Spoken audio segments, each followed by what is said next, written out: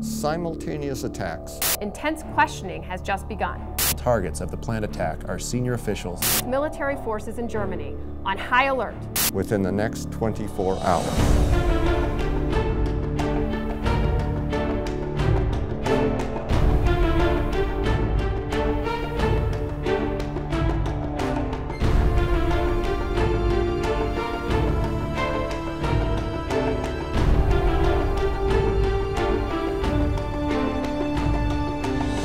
Each student knows what his or her role will be.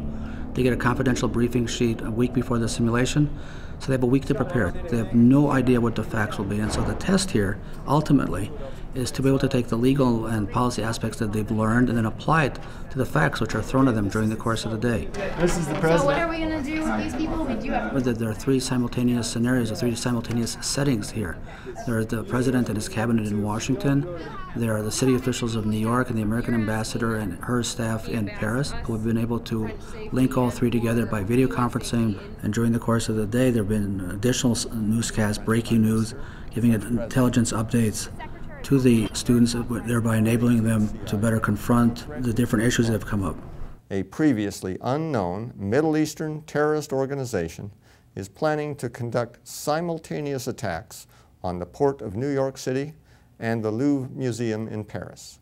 According to the available information, the attacks are scheduled for sometime within the next 24 hours. The Secretary of State forbade the ambassador and her staff from going to the Louvre until the threat is over.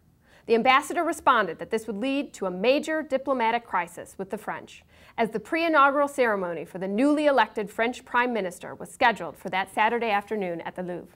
The students, in terms of the various roles they're playing, have been confronted with two very different scenarios. One is a plan to evidently bomb the port of one of the ports of New York, and the other, evidently, is to bomb the Louvre Museum in Paris, an inaugural ceremony for the new French Prime Minister. And the question is whether or not the American ambassador attend the ceremony. Three options for France. We don't go to the ball. 2, we get cooperation for heightened presence. 3, we act without cooperation. I don't think you should attend. I agree. I recommend you not attend if they're unwilling to cooperate with us. But, I mean, that's at risk of cutting all ties with France. At this point, we have our Marines coming in. I feel from good Germany. with the security plan. I just, should, for some reason, relations deteriorate between France and the United States, to the point where they're not willing to cooperate with us in this, I want to know any and all ways we can still have some sort of security plan. I want to know without violating their sovereignty. So I think we stick to the plan while we have consent. We stick with the plan that we developed this morning for security. And if we lose it? If we lose it, then you don't go. Okay. From 2 to 2:30. Okay. You have in the meeting the CIA station chief, the head of the embassy security. Everybody that's in there. That's right. I need to hear from you a summary.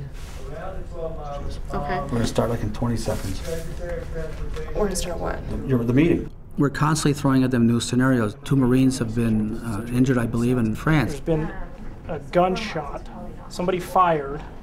We don't know if the fire came from the Marines or if it came from in the crowd, but somebody in the crowd was hit with gunfire. Okay, Chris. There's guns in the crowd outside the embassy. Yeah. Mr. President, the crowd is shooting directly at the embassy now. Ambassador, If they're shooting at the embassy. Wait, hold on, engage. Chris. Before you do anything, this is going to come from me, okay? So you're on the ground. I want to know your analysis of what our options are. It's going to be up to the President of the United States to make not only recommendations, but he's the one who's going to have to decide what do we do with the port of New York and what do we do with the threat in Paris. Do we send the ambassador? Giles Petrovich Westover III traveled on Lufthansa Flight 674, leaving from Istanbul on Saturday evening and arriving via London in Toronto, Canada at 7:30 a.m. this morning. From there, he boarded a flight to New York City. He was recently picked up at the JFK airport. Sources indicate that he was in possession of maps and photographs of the New York City port. I need to know operationally what we're going to do. Okay, I've heard a little bit about legally. What can we do in the waters? Capabilities are pretty extensive.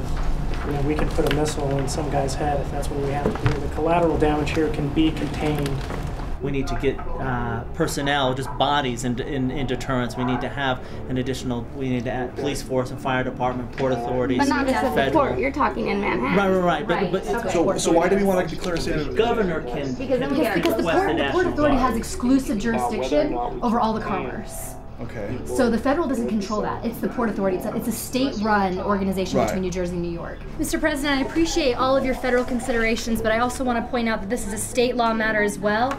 I think the first thing we need to do is get the mayor of New York on the phone, and we need to declare a state of emergency under state law. That way we release the state officials to do what they need to do to solve this problem. Going back to the city of New York, how do you most effectively guard the ports? I mean, it's all but impossible to guard all the ports. So you have to make prioritization decisions. You have to analyze risk assessment, risk threat, and that has to be done all in the context of law and policy. And those are the kinds of scenarios that we're throwing at them right now. This is crucial and imminent, so pay attention. 2 American citizens in the United States with red backpacks in New York City. In New York City, are carrying red backpacks filled with explosives. The explosives will be detonated at 8:15. Is that clear?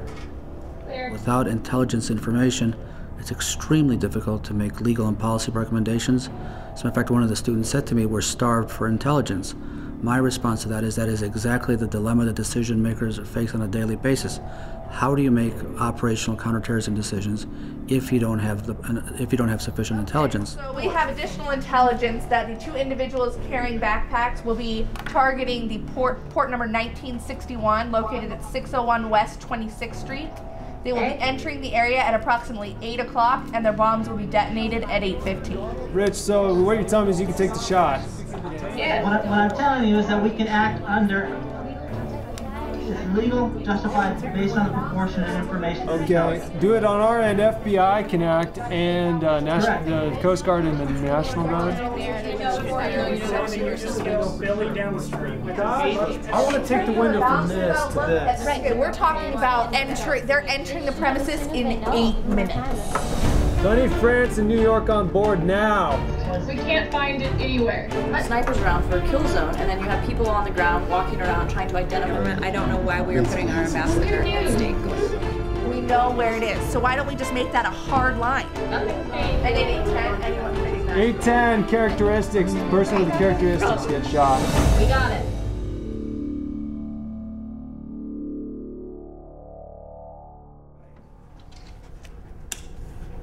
7 hours later, a couple of final thoughts before I send you all home. I would like to think that the past 7 hours helped you understand the dilemmas of the decision maker. And the dilemmas are enormous, and ultimately the president has to decide, but he's totally dependent on those around him, whether they're in New York or in Paris or sitting around this table. What makes it obviously difficult is that you come in here not knowing any of the facts. But let me assure you, that's real life. And in real life, I can only relate to my own personal experiences. That I knew the law and I knew the policy implications, but when a terrorist attack begins, all you know is exactly what you saw in those first 3 newscasts. That's all you know. And then you spend the next X hours or X, Y days or whatever trying to understand the intelligence and to gather the intelligence, trying to build a jigsaw puzzle.